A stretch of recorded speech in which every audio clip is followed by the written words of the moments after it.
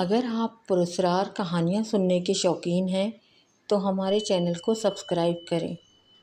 آج جو کہانی میں آپ کے سامنے لائی ہوں وہ کراچی کے ایک قبرستان جس کا نام محمد شاہ قبرستان ہے، یہ نارتھ کراچی میں واقع ہے۔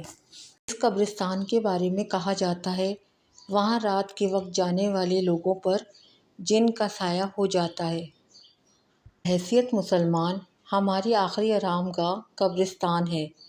یہاں آ کر ہمیں اپنی زندگی کا مقصد اور اس کی حقیقت کا اندازہ ہوتا ہے، لیکن رات کے آخری پہر ہمیں قبرستان سے دور رہنا چاہیے، کیونکہ رات کا آخری پہر شیاطین کا ہوتا ہے۔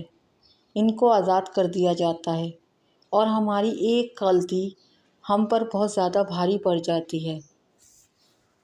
یہ کہانی آج سے تقریباً 5 سال پرانی ہے۔ وہاب اور زین جو تقریباً 17 سال کے نوجوان تھے، یہ دونوں مدرسے کے طالب علم تھے۔ جب امتحان کے بعد مدرسے کی چھٹیاں ہوئیں تو وہ دونوں اپنے گھر جانے کے لیے نکلے۔ زین کے پاس اس کی اپنی بائک تھی۔ وہاب کا گھر زین کے گھر سے پہلے آتا تھا، تو زین نے وہاب کو بھی اپنے ساتھ بٹھا لیا کہ وہ اسے گھر چھوڑ دے گا۔ ابھی ان دونوں نے آدھے راستے کا ہی سفر طے کیا تھا کہ بائک اچانک سے خراب ہو گئی۔ میکینک کو ڈھونڈنے اور بائک صحیح کرانے میں رات کے تقریباً 12 بج گئے تھے۔ بائک صحیح ہوتے ہی وہاب اور زین نے واپسی کا سفر شروع کیا۔ جب وہ دونوں محمد شاہ قبرستان کے پاس پہنچے تو زین نے اچانک سے بائک روک دی۔ زین نے کہا، قبرستان میں میرے دادا اور دادی کی قبریں ہیں۔ جب یہاں تک آ گئے ہیں تو قبرستان پر جا کر فاتحہ پڑھ لینی چاہیے۔ وہاب تھوڑا ڈرپوک تھا۔ اس نے زین کو منع بھی کیا کہ رات بہت ہو گئی ہے، لیکن زین نے کہا کچھ نہیں ہوگا۔ وہاب اور زین دونوں رات کے 12 بجے قبرستان کے گیٹ کے سامنے کھڑے تھے۔ قبرستان میں ہر طرف خاموشی اور سناٹے کا راج تھا۔ وہاب بہت ڈرا ہوا تھا۔ قبرستان کے بیچ پہنچتے ہی وہاب کو کسی کی مدھم آواز سنائی دی، لیکن جب اس نے زین سے کہا تو اس نے کہا مجھے تو کوئی آواز نہیں آ رہی، اور وہ وہاب کا مذاق اڑانے لگا۔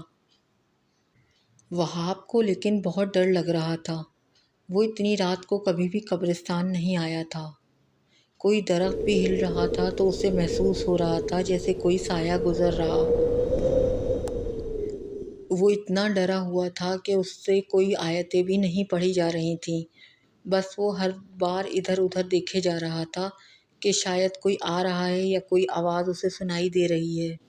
بہرحال کچھ دور آگے جانے کے بعد زین کو اپنے دادا دادی کی قبریں نظر آ گئیں۔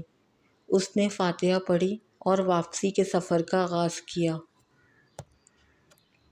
زین نے وہاب کو اس کے گھر چھوڑ دیا اور پھر آگے اپنے گھر کی طرف روانہ ہو گیا۔ وہاب کی امی نے اس سے دیر سے آنے کی وجہ پوچھی تو اس نے انہیں صرف اتنا ہی کہا کہ راستے میں بائک خراب ہو گئی تھی، اور اپنے کمرے میں جا کر وہ سو گیا۔ رات کو اچانک سے وہاب کے بڑے بھائی کامران کی آنکھ کھلی تو وہ دیکھتا ہے کہ وہاب کھڑکی کے پاس کھڑا ہو کر اپنے آپ سے بات کر رہا ہے۔ کامران لائٹ جلاتا ہے اور وہاب کو آواز دیتا ہے، کہتا ہے تم وہاں کیوں کھڑے ہو؟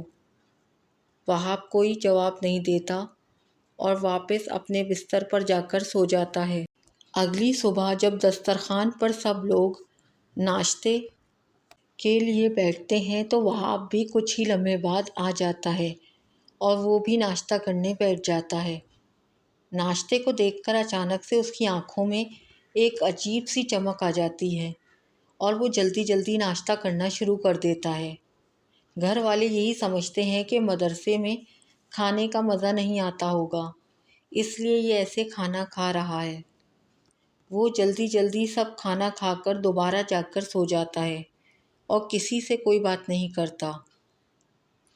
گھر والے ابھی بھی یہی سمجھ رہے ہیں کہ شاید اس کی کچھ طبیعت ٹھیک نہیں ہے، آرام کرے گا تو شام تک ٹھیک ہو جائے گا۔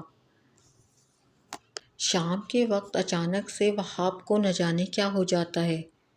وہ اپنی بہن جو کہ اسکول کا ہوم ورک کر رہی تھی اس کی کاپی کے پیج پھاڑنا شروع کر دیتا ہے اور پیج پھاڑ کر انہیں کھانا بھی شروع کر دیتا ہے۔ یہ دیکھ کر اس کی بہن ڈر جاتی ہے اور اپنی امی کو بلاتی ہے۔ ابو اور بھائی گھر پر موجود نہیں تھے۔ جب وہاب کی امی وہاں آئیں اور اسے ایسا کرتے ہوئے دیکھا تو انہوں نے اسے چیخ کر روکنے کی کوشش کی، لیکن وہ نہ مانا اور زور زور سے ہنسنے لگا، اور پھر اس نے گھر کی چیزوں کو زمین پر پھینکنا شروع کر دیا، یہاں تک کہ وہ کچن میں بھی گیا اور کچن میں جا کر گھر کے برتنوں کو پھینکنا شروع کیا۔ وہاب کی امی نے جلدی سے اس کے ابو کو فون کر کے بلایا جو کہ مسجد میں نماز پڑھنے گئے ہوئے تھے۔ وہاب کے ابو جلد از جلد گھر پہنچ گئے، لیکن گھر پہنچ کر جو منظر ان کے سامنے آیا وہ ان کو خوف اور سکتے کے عالم میں لے گیا۔ وہ دیکھتے ہیں کہ وہاب اپنے گھر کی بالکونی کی پتلی منڈیر پر چل رہا تھا۔ اس کا قدم ذرا بھی ڈگمگاتا تو وہ نیچے گر جاتا۔ اس کے ابو نے اپنے ڈر پر قابو پایا۔ انہیں کچھ اندازہ ہو گیا تھا۔ وہاب کے ابو نے فوراً ایک گلاس میں تھوڑا پانی لیا اور پانی کے گلاس پر آیتیں پڑھ کے پھونکی اور اس کے جسم پر پانی کے چھینٹے مارے۔ وہاب کے پاؤں ڈگمگانے لگے اور اس پر بے ہوشی طاری ہونے لگی۔ اس کے ابو نے فوراً اس کو پکڑ لیا تاکہ وہ نیچے نہ گر جائے اور وہاب کو لے جا کر کمرے میں لٹا دیا۔ وہاب کا بڑا بھائی کامران جب گھر آیا تو اسے بھی یہ سب بتایا گیا۔ اس نے بھی کہا کہ میں نے بھی اسے رات میں کسی سے باتیں کرتے ہوئے دیکھا تھا۔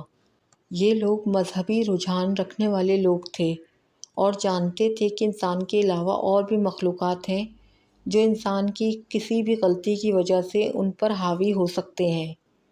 یہی وجہ تھی کہ انہوں نے فوراً سارا واقعہ مسجد کے امام صاحب کو بتایا اور گھر پر بلایا۔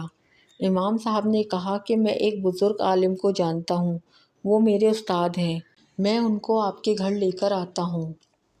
بزرگ عامل گھر آتے ہیں اور جیسے ہی وہاب ان کو دیکھتا ہے تو فوراً ہی وہ وہاں سے بھاگنے کی کوشش کرتا ہے۔ وہاب کے بھائی نے اسے کرسی پر بٹھا دیا اور اس کے ہاتھ پیر باندھ دیے تاکہ وہ وہاں سے بھاگ نہ سکے۔ جیسے ہی بزرگ عامل نے اس کے اوپر کچھ پڑھنا شروع کیا اور پڑھ کر پھونکنا شروع کیا تو وہاب کی چیخوں کی آوازوں سے گھر گونجنے لگا۔ کچھ دیر بعد بزرگ عامل نے پوچھا، کون ہے تو کیوں اس لڑکے کو تنگ کر رہا ہے؟ پہلے تو وہ کچھ نہیں بولا، پھر جب بزرگ عامل نے وہاب کے سر پر ہاتھ رکھا ایک دم سے وہاب کی آواز بھاری ہو گئی اور وہ کہنے لگا کہ یہ قبرستان میں آدھی رات کو آیا تھا، میں وہاں پر سو رہا تھا، یہ میرے پیر پر چڑھ گیا اور کافی دیر تک چڑھا رہا، اس نے میری نیند بھی خراب کی، اسی لیے میں یہاں بدلہ لینے آیا ہوں۔ بزرگ امام صاحب کہتے ہیں کہ بچہ ہے، اسے معاف کر دو۔ جن جو کہ وہاب پر حاوی ہو گیا تھا اس نے جانے سے منع کر دیا اور کہا یہ لڑکا مجھے پسند آ گیا ہے، میں اس کو ساتھ لے جاؤں گا۔ بزرگ عامل نے کہا اللہ کے حکم سے میں ایسا ہونے نہیں دوں گا۔ بزرگ عامل نے اپنے ساتھ لایا ہوا پانی وہاب پر چھڑکا اور ساتھ ہی ساتھ ایک تعویذ بھی وہاب کو پہنایا۔ تعویذ پہننے کے ساتھ ہی وہاب بے ہوش ہو گیا۔ بزرگ عامل نے کہا کہ میں یہ جو آیت آپ کو بتا رہا ہوں یہ 11 دن تک پڑھنی ہے اور اس پر پھونکنی بھی ہے اور اس کا پانی بھی بچے کو پلائیں، انشاءاللہ یہ ٹھیک ہو جائے گا، اور ابھی اسے مدرسے نہیں جانے دیے گا جب تک 11 دن پورے نہ ہو جائیں۔ وہاب کے ابو نے ان بزرگ عامل کا بہت شکریہ ادا کیا کہ انہوں نے ان کی پوری فیملی کو اس مصیبت سے نکال دیا۔ اگلی صبح وہاب سو کر اٹھا تو اسے کچھ بھی یاد نہیں تھا۔ اسے بہت زیادہ کمزوری محسوس ہو رہی تھی۔ اس کی امی ابو نے اس سے پوچھا کہ مدرسے سے گھر آتے ہوئے تم کہیں گئے تھے؟ تو اس نے انہیں بتایا کہ وہ قبرستان گیا تھا۔ اس کی امی اور ابو نے اسے سمجھایا کہ رات کے آخری پہر دوسری مخلوقات ایسی جگہوں پر موجود ہوتی ہیں۔ اگر ہمیں قبرستان جانا ہے تو دن کے وقت جانا چاہیے، اور اس بات کا خاص خیال رکھنا چاہیے کہ ایک تو ہم پاک صاف ہوں اور آیت الکرسی کا حصار بھی باندھا ہوا ہو۔ وہاب اپنے گھر والوں سے معافی مانگتا ہے اور کہتا ہے کہ میں آئندہ خیال رکھوں گا کہ رات کے وقت سنسان، ویران اور قبرستان جیسی جگہوں پر نہ جاؤں۔